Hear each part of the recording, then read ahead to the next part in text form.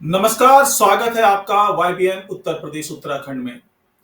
अब उत्तर प्रदेश में लगता है कि एक बार फिर से घुसपैठियों का जिन बोतल से बाहर आने लगा है और जिस तरीके से इसे एक बड़ा मुद्दा बनाया गया है, राजनीतिक मुद्दा बना दिया गया है और डिटेंशन सेंटर बनाने के आदेश जारी कर दिए गए हैं, इसको लेकर के राजनीति होना तो लाजमी है और यह हो भी रही है राजनीति।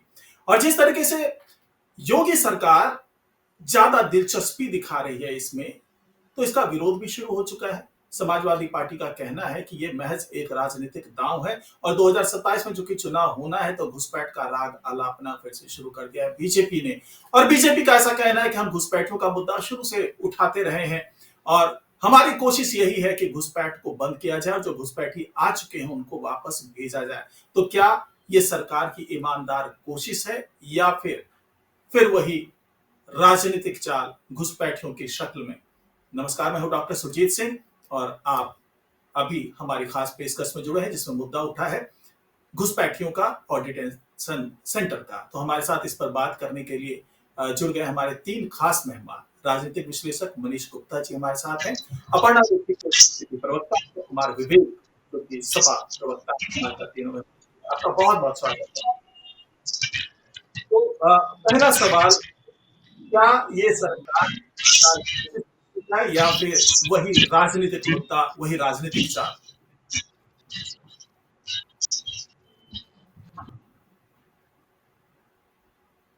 मनीष जी सुन पा रहे हैं? जी, मेरे से प्रश्न है ये। जी जी जी, आपसे ही पूछा है। एक बार दोबारा बोलिए। ये जो डिटेंशन सेंटर बनाने की बात है, जो घुसपैठ पर अंकुश लगाने की बात है, ये सरकार की ईमानदार कोशिश मानी जाए या फिर इसे कोई राजनीतिक चाल मानी जाए?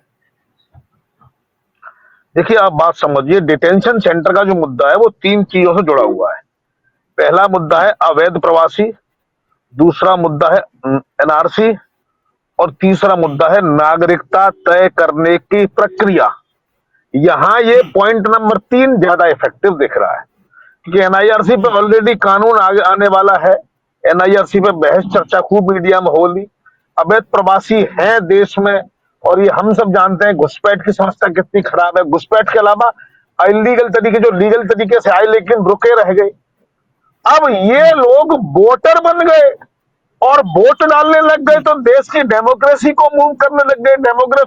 डेमोग्राफी में चेंज ला दिया। अब डेमोक्रेसी में चेंज लाना चाहते हैं तो जाहिर है सरकार को कदम उठाना पड़ेगा।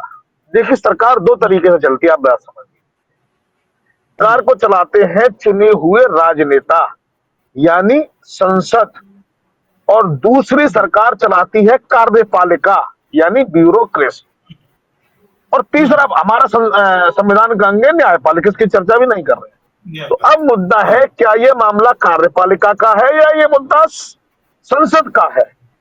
तो चूंकि ये मुद्दा देश की सुरक्षा से जुड़ा है तो संसद जब निर्णय लेगी तब लेगी, लेकिन कार्यपालिका को अपना कार्य कर देना चाहिए।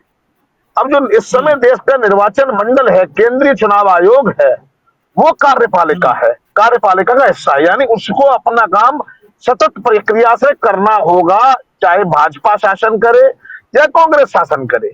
अब जो वर्तमान मुख्य चुनाव आयुक्त है ज्ञानेश कुमार, वो इस बात को समझते हैं कि मुझे कैसे काम करना है, इसलिए उन्होंने निष्पक्ष चुनाव आयोग करने के लिए यह तय किया कि भाई नागरिकता चेक करिए। जिन लोगों की नागरिकता ठीक नहीं रिकॉर्ड है, गलत तरीके से नागरिकता ले ली है या नागरिक नहीं है लेकिन वोटर बन गए हैं, तो ऐसे लोगों को निकालना जरूरी है।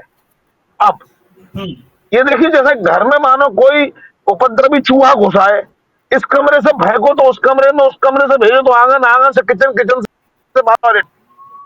उसके लिए हमें एक पिंजरा बनाना पड़ता है।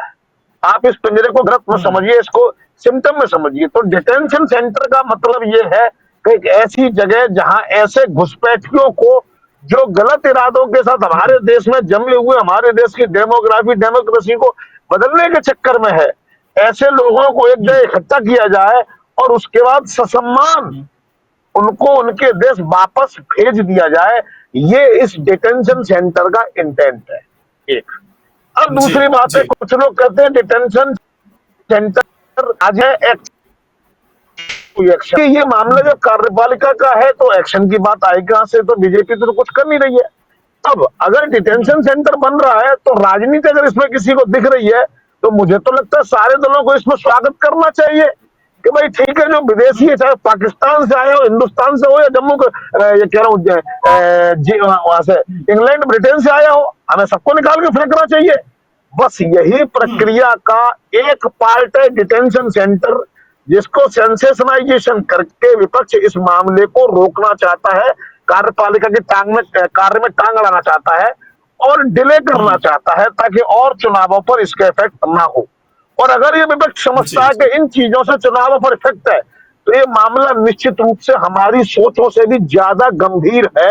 हमें इस पर बहुत गहराई से विचार करने की जरूरत होनी चाहिए। जी जी, ठीक है। कुमार विवेक जी, सवाल आपसे, जैसा मनीष जी कह रहे हैं कि भाई जो विपक्ष है वो कार्यपालिका की जो कार्यशैली है, हाँ, जो कार्यशैली है, जो कार्य कर रही है, जो घुसपैठियों को बाहर निकालने का काम हो रहा है, जो डिटेंशन सेंटर बनाने की बात हो रही है, उसको राजनीतिक मुद्दा आप लोग बना रहे हैं, उस काम में रुकावट आप लोग डाल रहे हैं, और ये केवल राजनीतिक स्वार्थ, अपने राजनीतिक हितों को साधने की कोशिश है विपक्ष की। देखिए, मंच पे उपस्थित सभी सम्मानित पैनलिस्टों को पहले तो मेरा प्रणाम। और मुझे ये समझ में नहीं आता कि हम इसको राजनीतिक मुद्दा क्यों बनाएंगे। अगर प्रदेश और प्रदेश की आंतरिक सुरक्षा को सुनिश्चित करने में वर्तमान सरकार उत्तरदायी है, तो इसमें राजनीति वाली बात कहां से आ गई। रोहिंग्याओं की घुसपैठ अगर लगातार जारी है और रोहिंग्याओं की स्थिति नगर निगम जैसी संस्थागत ढांचे में भी दिखाई दे रही है, जो कि बता रहे हैं कि खुफिया रिपोर्ट के अनुसार 80% तक है, तो इसमें क्या विपक्ष जिम्मेदार है। टेंडर सरकार ने जारी किए, नगर निगम में किस कंपनी ने उन रोहिंग्याओं को नौकरी पे रखा, उनका क्या पंजीकरण हुआ, उनका क्या डॉक्यूमेंट वेरिफिकेशन हुआ, ये तो सरकार को देखना था। इसमें विपक्ष की भूमिका कहां से आ गई। मैं एक बात समझ नहीं पाता हूं कि जब रोहिंग्याओं ने 10 महीने पहले ही नगर निगम की टीम पे हमला कर दिया था, तो 10 महीने तक सरकार क्या चुनाव आने का इंतजार कर रही थी।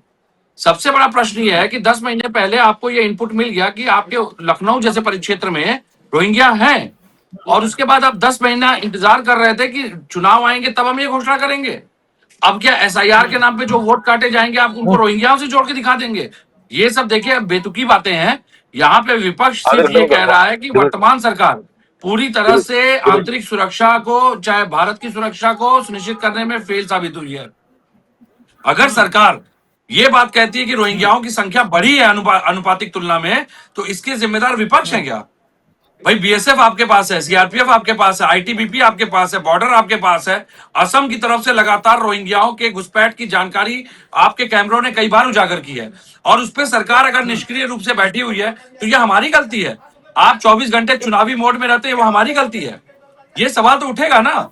और सरकार अगर अपनी जिम्मेदारी तय नहीं कर पा रही है तो त्याग पत्र दीजिए। विवेक जी, बहुत सही बात है। विवेक जी, बहुत सही बात है, लेकिन क्या जिस तरीके से डिटेंशन सेंटर खोलने की बात हो रही है, डीएम को यह आदेश दे दिया गया है और ये कहा जा रहा है कि घुसपैठ पर लगाम लगाइए और जो घुसपैठी है उसको वापस भेजिए, तो डिटेंशन सेंटर के खुलने पर आपके दो अलग बातें हैं। तमाम नेता आपत्ति क्यों जता रहे हैं। हाँ।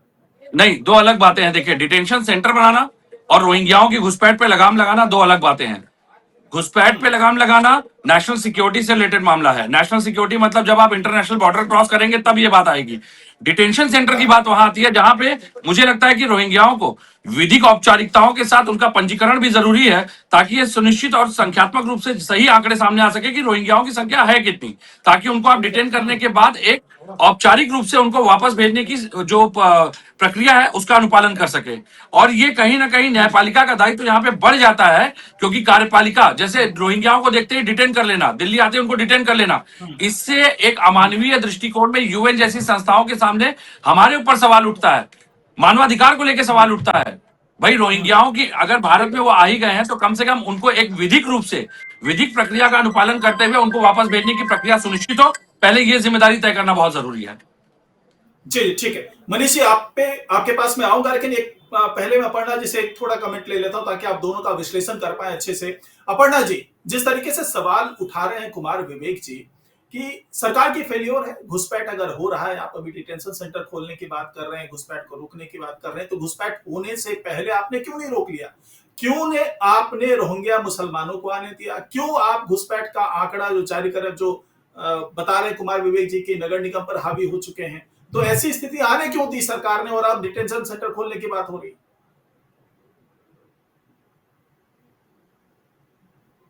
अपर्णा जी, अपर्णा जी सुन पा रही हैं? चलिए तब तक मैं मनीष जी से उनकी राय ले लेता हूं, कुछ कहना चाह रहे थे जी मनीष जी। देखिए अभी या तो मैं इनकी अभी जो एनालिसिस करूं कुमार विवेक की बातों का, कुमार विवेक कह रहे हैं कि हमें इंटरनेशनल का पालन करना चाहिए, हमें घुसपैठियों के साथ नरमी से पेश आना चाहिए और उनके रहने का, खाने का, उनके लिए बिजली का मुफ्त प्रबंध करना चाहिए। और ये बात सिर्फ और सिर्फ के बारे में बात करते हैं, बांग्लादेशियों के बारे में और पाकिस्तानियों के बारे में बात क्यों नहीं करते? जो पाकिस्तान और बांग्लादेश से मुस्लिम समुदाय के लोग घुसपैठिए हो गए हैं, उनके बारे में बात ना करके सिर्फ और सिर्फ रोहिंग्या पर बात करके विश्व बैंक की नाराजगी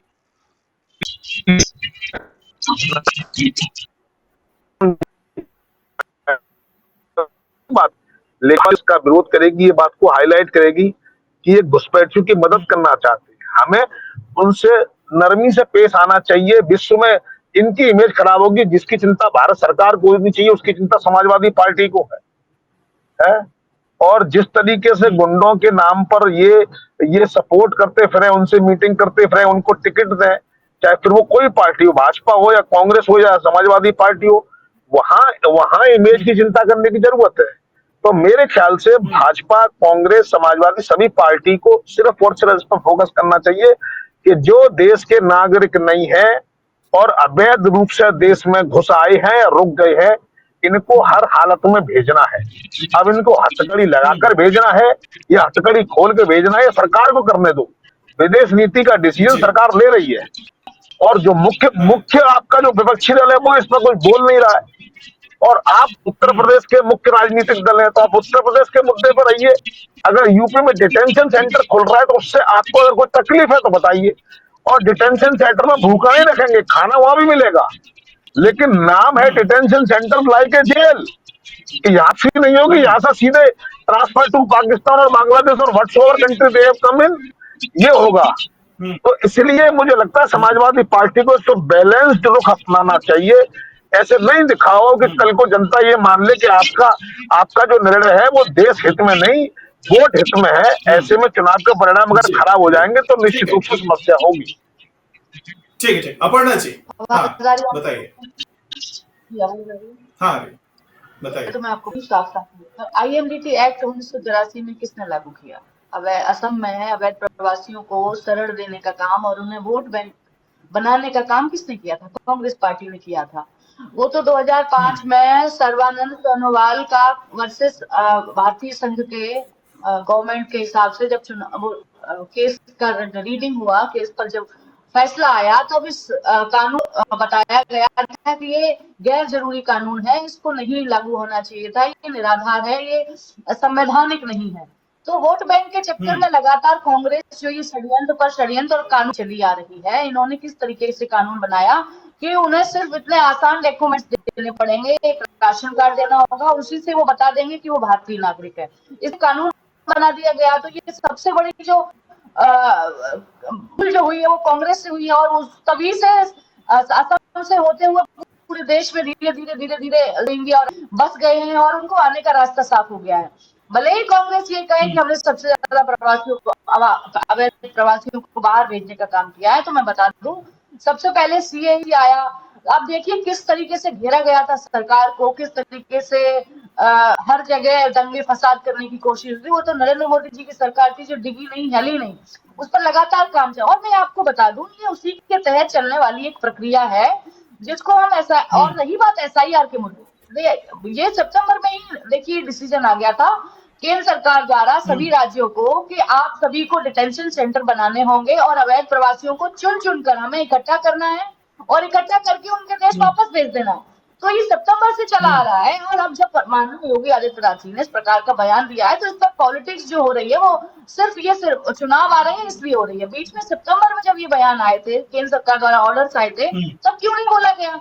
अब जब चुनाव आ गए हैं तो ये मैं कह दूं इनसे विवेक जी से कि आप जब चुनाव आ गए तब इस मुद्दे को उठा रहे हैं क्योंकि आपका वोट बैंक साधेंगे आप, क्योंकि आपको कहीं ना कहीं ऐसा लगता है कि ये हमारा एक वोट बैंक है। बिहार में किस तरीके से SIR पर चर्चा हुई, हालांकि ये अलग बिंदु है, हम एक शुद्धिकरण की प्रक्रिया को अपना रहे हैं। अगर 20 सालों में हमारे वोट बैंकों का शुद्धिकरण नहीं किया जाएगा तो कैसे इतने मृत लोग हैं, कैसे इतने बाहर चले गए, बाहर बसे हुए लोग हैं, और कितने लोग हैं जिन्होंने अपना वोट बना लिया है। तो ऐसी प्रक्रिया को हम अगर शुद्धिकरण की प्रक्रिया से गुजार दें तो एक स्वतंत्र लोकतंत्र में, एक संविधान में, और जैसे हमारा एक लोकतंत्र है कि हम किसी भी तरीके से उसमें परेशानी नहीं आएगी, या फिर आने वाले भविष्य में जो फर्जी वोटिंग होती है, बोगस वोटिंग होती है, उस पर हम कड़ी कार्रवाई करके रोक लगाएंगे। तो ये अच्छी बात है। इस पर मुझे नहीं लगता है कि एसआईआर के मुद्दे पर विरोध करना चाहिए। और रिटेंशन सेंटर तो ये सतत चलने वाली प्रक्रिया है।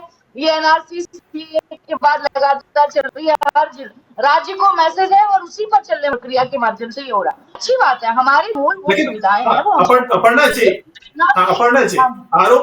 अपर्णा जी, आरोप तो ये लगते हैं कि जब जब कहीं चुनाव की बात आती है, चाहे बिहार का चुनाव हो, चाहे पश्चिम बंगाल का चुनाव आने वाला है 2026 में, 2027 में बिहार का चुनाव आने वाला है, तब तब केवल याद आती है घुसपैठ को रोकने की, डिटेंशन सेंटर बनाने की।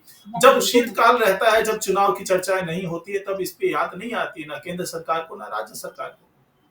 तो ये तो मैं यही कह रही हूँ, विपक्ष को तब इस मुद्दे पर चर्चा करनी चाहिए। अगर आपको लगता है कि इस तरीके से कोई परेशानी हो रही है, आपको लग रहा है कि एसआईआर के मुद्दे पर या अवैध प्रवासियों को लेकर अगर कोई आपको समस्या आ रही है, या आपको लगता है सरकार काम नहीं की, विपक्ष को इस मुद्दे को उठाना चाहिए। लेकिन विपक्ष क्या करता है?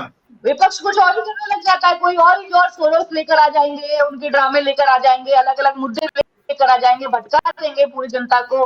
पूरा बिहार चुनाव आप देखिए, एसआईआर के भटका दिया। लोगों को भी विकास की राजनीति पसंद है तो विकास की राजनीति को उन्होंने वोट किया। और रही बात की सरकार ले आती है, सरकार बिल्कुल नहीं आती है। सरकार एक माध्यम से काम कर रही है, शुरू से लेके जो बीच का रास्ता है और बीच के रास्ते से लेके आगे का रास्ता है, उससे चलने का प्रयास किया जा रहा है और उसी पर ये काम किया जा रहा है। ये चलने वाली प्रक्रिया है। अच्छा, दूसरा मैं बता दूं कि अब देखिए चुनाव आ गया है तो इस मुद्दे को कैसे जो इंडिया अलायंस है वो उठाया। तो अब ये उठाने के पीछे का कारण सिर्फ इतना है कि ये कुछ एक लोगों में ये बताने की कोशिश कर रहे हैं कि देखिए मुझे आपकी कितनी चिंता है और आप लोगों की, सभी लोगों की मुझे चिंता है।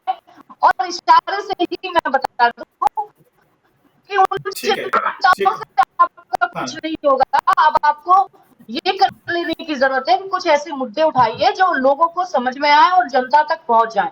जनता के जो निजी मुद्दे हैं, जनता के जो असली मुद्दे हैं उनको उठाइए, न कि आप जातिवाद में बांटिए, न कि आप संविधान खतरे में है बांटिए, न कि आप आरक्षण खतरे में बांटिए। आप तो सभी हमारे पास है और हमने जनता को ये समझाने में कामयाब हो गए हैं कि आप झूठ बोलते हैं। ठीक है, ठीक है अपर्णा जी। हाँ, विवेक जी कुछ कहना चाह रहे हैं आप? हाँ, बताइए। देखिए, इनकी जिस तरह से बातें यहाँ पे रखी जा रही हैं, मुझे लगता है कि रोहिंग्या देश का विषय नहीं है, रोहिंग्या समाजवादी पार्टी का विषय इन लोगों ने बना दिया। सबसे बड़ी बात है ये विवाद, जो बात मैंने कही यूनाइटेड नेशंस को लेकर के, जो मैंने एक उदाहरण दिया, क्योंकि आदरणीय मनीष गुप्ता जी भी राजनीतिक विश्लेषक है, उन्होंने भी इस पे आपत्ति दर्ज की। लेकिन एक बात मैं बता दूं, भारत के केंद्रीय आवास और शहरी मामलों के मंत्री, पेट्रोलियम प्राकृतिक गैस मंत्री हरदीप सिंह पुरी ने 17 अगस्त 2022 को क्या कहा था? उनका वो ट्वीट आज भी आपके सामने होगा, मैं चाहिए तो भेज भी दूंगा। उन्होंने कहा था, एक ऐतिहासिक फैसले में सभी रोहिंग्या शरणार्थियों को दिल्ली के बक्करवाला इलाके में आर्थिक रूप से पिछड़ा वर्ग ईडब्ल्यूएस के लिए बनाए गए फ्लैट दिए जाएंगे।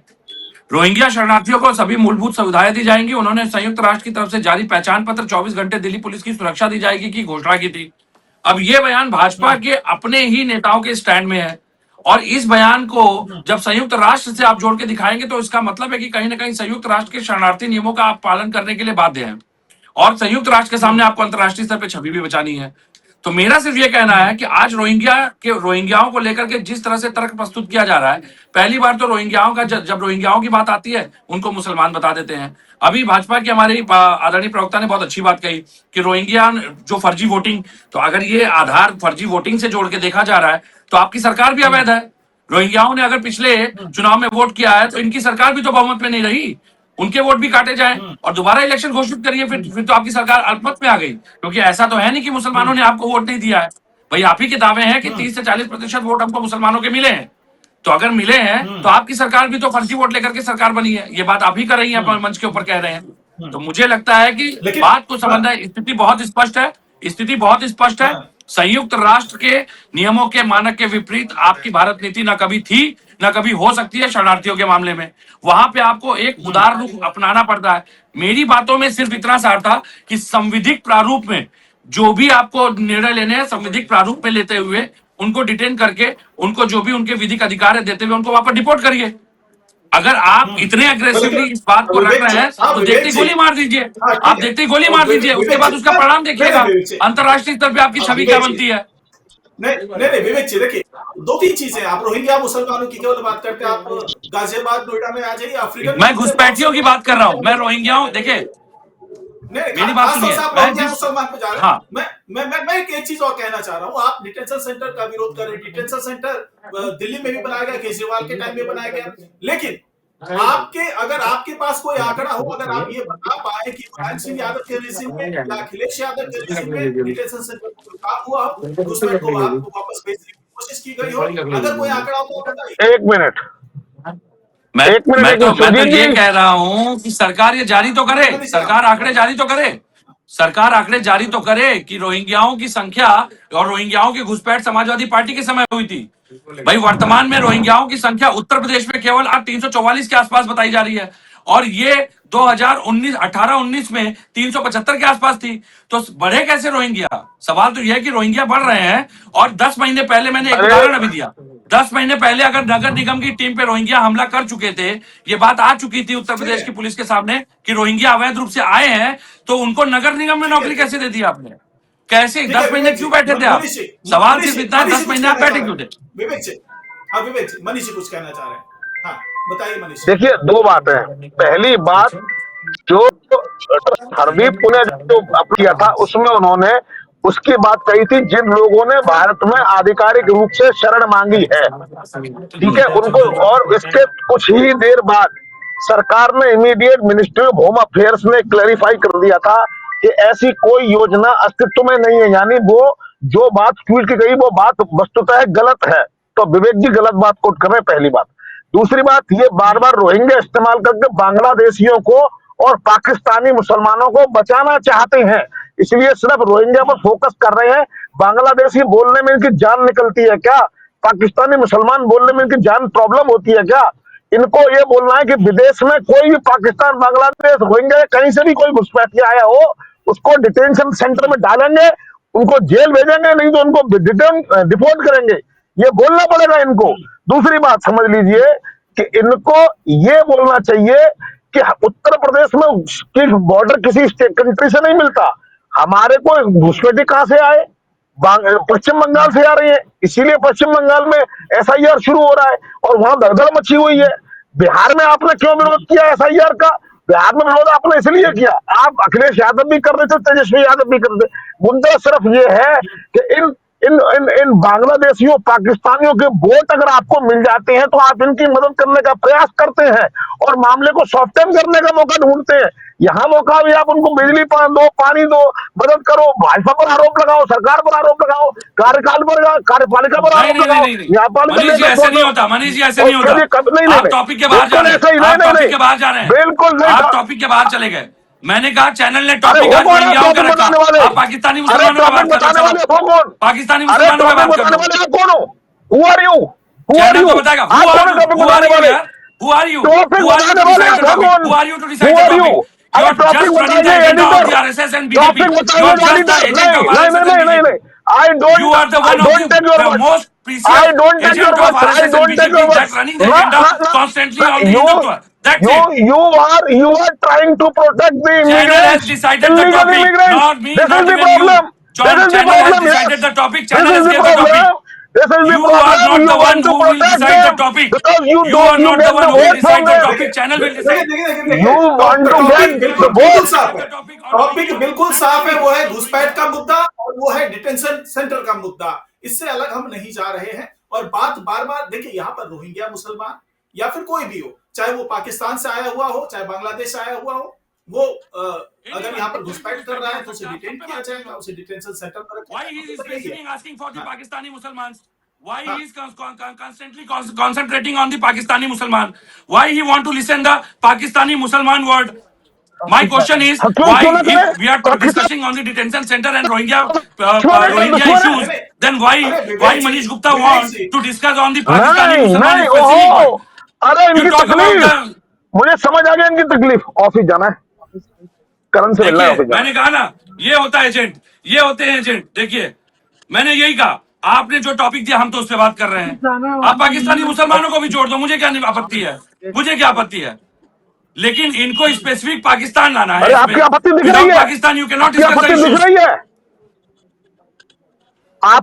अरे आपको दिक्कत क्या है पाकिस्तानियों से? ओहो, आपको सपोर्ट है पाकिस्तानियों चैनल का? टॉपिक दे रहा है, आप मैं चैनल पाकिस्तान के को दिए सपोर्ट करना टॉपिक पे चाहते हैं डिस्कस क्या? करूंगा कि मनीष आप गुप्ता के पाकिस्तान टॉपिक को पे। सपोर्ट करना आई चाहते हैं एम क्या? कंफ्यूज, आई एम टोटली अरे disagree with Pakistan, this attitude. ओहो, चैनल जो अरे आई टॉपिक कैन सी देगा द हम उस पर बात पेन, करेंगे, आई कैन सी कि द जो पेन, मनीष गुप्ता चाहेंगे हम आई उस पर कैन बात सी द करेंगे। पेन।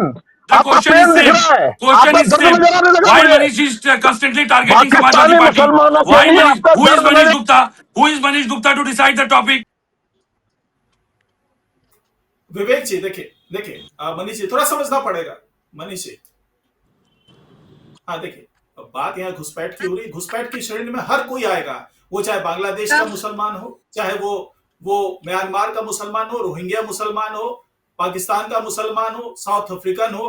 हर वो व्यक्ति जो हमारे देश का नहीं है, जो घुसपैठ करके आ रहा है, अवैध तरीके से हमारे यहाँ आ रहा है, उसको बाहर करने का काम किया जाएगा। क्योंकि जो संसाधन है, भारत का संसाधन कहें या किसी स्टेट का संसाधन की बात कर रहे हैं हम, तो वो संसाधन केवल उस स्टेट या फिर हमारे देश के लोगों के लिए है, ना कि घुसपैठियों के लिए है।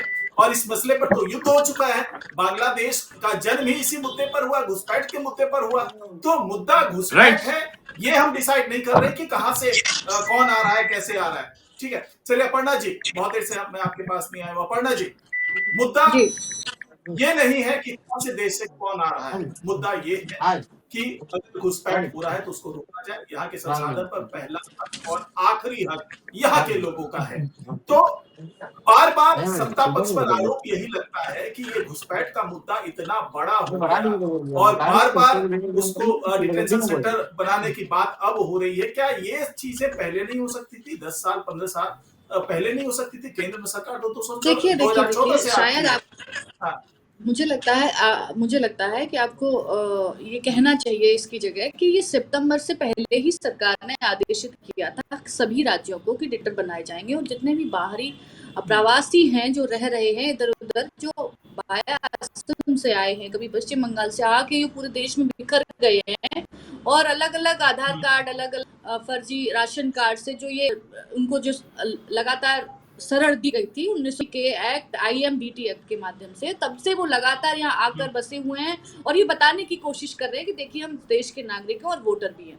तो ऐसे लोगों को सख्त नियम अपनाते हुए SIR का पालन भी हुआ है। ऐसे नियम को NRC और CAA के माध्यम से भी ऐसे लोगों की पहचान करने का काम किया जा रहा है और राज्य सरकारों को ये आदेशित किया गया है कि आप आइए और इनके डिटेंशन सेंटर को पहचानिए। सभी DMO को आदेश दिए हैं कि इनको पहचान कीजिए, इनकी पुष्टि कीजिए और इनको डिटेंशन सेंटर में डालिए ताकि हम इन्हें बाहर भेज सकें। और बड़ी मात्रा में आपको मैं बता दूं, इस प्रक्रिया को होते होते, पूरा देश बहुत बड़ा है, इस प्रक्रिया को होते होते सितंबर में आदेशित किया था, तो अब ये आदेशित करके अब ये लगातार DM को आदेश कर दिया। अब नीचे स्तर पर इसका काम चला, निचले स्तर पर। अब ये जब काम चलेगा, जब इकट्ठे हो जाएंगे तो सबको भर भर के बाहर भेजा जाएगा। मैं आपको बता सकती हूँ इस बात को, इसका राजनीति से कोई लेना देना नहीं चाहिए। हमारे देश की मूल भावना का सवाल है, मूल प्रश्नों का सवाल है कि ये हमारी मूलभूत सुविधाओं को ले रहे हैं, भोग रहे हैं। और कह रहे थे आप नगर निगम की बात विवेक जी, तो मैं आपको बता दूं, शायद आपको जानकारी नहीं होगी, नगर निगम पर जो हमला हुआ था तभी से इसकी जांच चल रही है और ऐसे लोगों को बाकायदा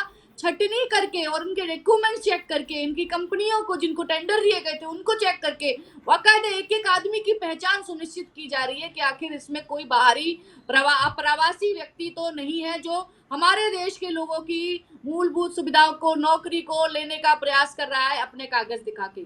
तो इस पर लगातार नगर निगम लखनऊ में भी काम चल रहा है, ये पूरे देश में चल रहा है, उत्तर प्रदेश में भी चल रहा है, अन्य राज्यों में भी चल रहा है, ऐसा ही बिहार में चला था। तो आपको इससे आपत्ति नहीं होनी चाहिए। देखिए ये सामान्य चीज नहीं है, ये सभी नियमों को, आपने हरदीप पुरी के बारे में बात की, तो मैं आपको बता दूं, हरदीप पुरी जी ने उन लोगों के लिए फ्लैट्स की व्यवस्था की थी जिन लोगों ने बाकायदा सरकार से गुहार लगाई थी और कहा था कि हमें ऐसे ऐसे रहने की व्यवस्था की जाए, और इसीलिए इंटरनेशनल पॉलिटिक्स को भी देखते हुए उन्होंने उनको देखने की व्यवस्था की और उनको रहने की व्यवस्था की ताकि इनकी पहचान सुनिश्चित करके एक जगह उनको रखा जाए। तो इसमें तो सरकार अन्य ठीक है। नियम भी तो देखेगी, अन्य कानून हाँ। भी तो देखे।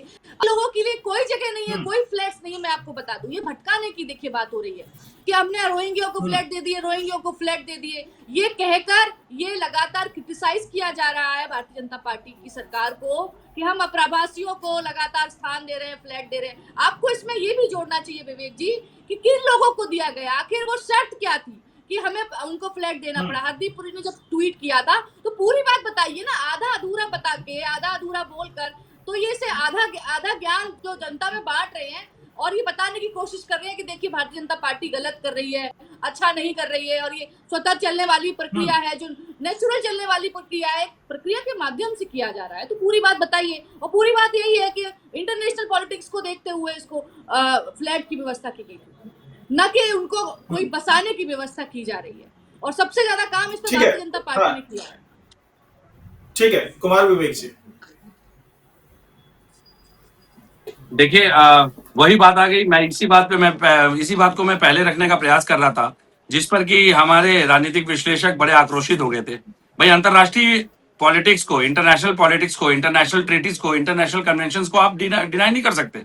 अल्टीमेटली आज अभी जो हमारी भाजपा की आदरणीय प्रवक्ता महोदया ने कहा, उसमें अंतरराष्ट्रीय कम्युनिटी की बात आई गई। दूसरी बात, मैं कहता हूं कि नगर निगम पे अगर कार्रवाई की गई, मेरी बात आ जाए, नगर निगम पे कोई कार्रवाई अगर आपने की तो वो अभी तक मीडिया के सामने रिपोर्ट सार्वजनिक क्यों नहीं है? भाई नगर निगम में कार्रवाई करने में आपको कोई समस्या नहीं होनी चाहिए। मेरी बात आ जाए, रुक जाइए, मेरी बात आने दीजिए ना, आप हड़बड़ा के देखो। मैं तो सिर्फ इतना, अरे रुक जाइए, 10 महीना लगता है क्या किसी पेपर को, सर्टिफाइड डॉक्यूमेंट को चेक करने के लिए? मेरी बात आने दीजिए, आप क्यों हड़बड़ा रही हैं? मैंने आपको सुना ना धैर्य से। मैं कह रहा हूं कि आपने अगर नगर निगम में, अब इनसे ही बुलवा लीजिए भाई, इनसे ही बुलवा लीजिए, सच बोल देंगी है। मैं कह रहा हूं कि अगर किसी कंपनी को टेंडर हुआ, और वो कंपनी टेंडर लेने के बाद अगर किसी भी लेबर कॉन्ट्रैक्टर के थ्रू एम्प्लॉइज को कॉन्ट्रेक्चुअल बेसिस पे हायर करती है और वो उसमें 80% रोहिंग्याओं के होने की खबर खुफिया विभाग देता है, तो मुझे लगता है कि क्या उस कंपनी की वेरिफिकेशन नहीं होनी चाहिए, उस कंपनी के प्रपत्र उसको ब्लैकलिस्ट नहीं करना चाहिए था अभी तक? क्या उन रोहिंग्याओं को किस आधार पे और कहां से लाया गया, इसकी जांच नहीं होनी चाहिए थी कि कंपनी के पास वो एम्प्लॉय बनकर के किसके माध्यम से आए? भाई मैं तो एक कह रहा हूं, ये तो स्ट्रक्चरल प्रोसेस है। सारे डॉक्यूमेंट आपके विभाग में जमा होंगे, उन डॉक्यूमेंट को वेरीफाई करते हुए उस कंपनी को ब्लैकलिस्ट करिए, सामने लाइए ना। मैं यहाँ पे तो आप नेशनल सिक्योरिटी की बात कर रहे हो, यहाँ पे तो आप नेशनल सिक्योरिटी की बात करते हैं, लेकिन कार्रवाई हो चुकी है। कितने लोगों पे किसके नाम बताइए ना, हम भी तो वही पूछ रहे हैं। अपर्णा जी, आखिरी प्रतिक्रिया ये झूठ बोल रही है। अब देखिए मीडिया में झूठ बोल रही है बैठ करके, अब ये मीडिया के सामने बैठ के झूठ बोल रही है। अगर चलिए मैं झूठ बोल रहा हूँ, अच्छा रुकिए, मुझे नहीं पता, मीडिया मुझे नहीं पता, ये एंकर बैठे हैं, क्या आपको पता है कि कोई कार्रवाई हुई है नगर निगम पे? आप बता दीजिए, आप बतौर एंकर, बतौर मीडिया पर्सन, आप बता दीजिए कि आपकी नॉलेज में कोई कार्रवाई ऐसी है? मुझे तो मेरी नॉलेज में तो नहीं है। विवेक जी, मैं तो बता रही हूँ जी, क्या बात कर रहे हैं आप? मेरा काम सवाल मुझे पूछना पता है, जवाब देना नहीं है। मैं यही तो कह रहा हूँ, नहीं, लेकिन आपका काम गलत तथ्यों को सामने परोसा जा रहा है, तो उसको रोकना भी तो है। मैं आपको आपका काम नहीं बता रहा, मैं तो आपसे पूछ रहा हूँ कि मेरे नॉलेज में नहीं है, आपकी नॉलेज में हो तो मुझे बता दीजिए। मेरी नॉलेज में तो नहीं है कि नगर निगम में कोई कार्रवाई हुई है किसी भी कंपनी के ऊपर। 10 महीने पहले नगर निगम की टीम पर हमला हुआ था, उन रोहिंग्याओं पर कार्रवाई हुई है और उस कंपनी पर भी जांच हुई है, और बोला गया कौन सी कंपनी? कंपनी का नाम बता दीजिए, कंपनी का नाम बता दीजिए, कंपनी का नाम बता दीजिए, कंपनी का नाम बता दीजिए, कंपनी का नाम बता दीजिए ना। कहाँ चल रही है जांच? विवेक जी क्या बात कर रहे हो आप? कितना टाइम? आपके सरकार में जांच ही तो होती है, रिपोर्ट कहाँ सामने आती है? आज तक किसी एसआईटी की रिपोर्ट नहीं आई है। ये विशालता हो रहा है। ठीक है, ठीक है, चलिए, अब समय की कमी है। दोनों मेहमानों का धन्यवाद। मनीष जी, अरे जांच होकर सरकार में, और फिर मिलेंगे दोबारा दूसरी चर्चा में। तो कुल मिलाकर के जो घुसपैठ का मुद्दा है, राजनीतिक मुद्दा कब बन जाता है ये पता ही नहीं चलता। हालांकि अगर बहुत ईमानदार कोशिश की जाए तो वाकई जो यहाँ का संसाधन है उसका पहला हाथ तो यहाँ के लोगों का है, और घुसपैठ के मुद्दे पर बार बार चर्चा होती है, चुनावी चर्चा होती है, राजनीतिक चर्चा होती है, लेकिन ईमानदार कोशिश किए जाने की जरूरत है। फिलहाल अभी 2 साल का लगभग इंतजार है चुनाव में। अगर उससे पहले कोई अच्छी कार्रवाई कर ली जाती है तो ये सबके फेवर में, इसमें कोई सत्ता पक्ष या विपक्ष का मुद्दा नहीं बनता है। तो आज की पेशकश में फिलहाल इतना ही। नमस्कार।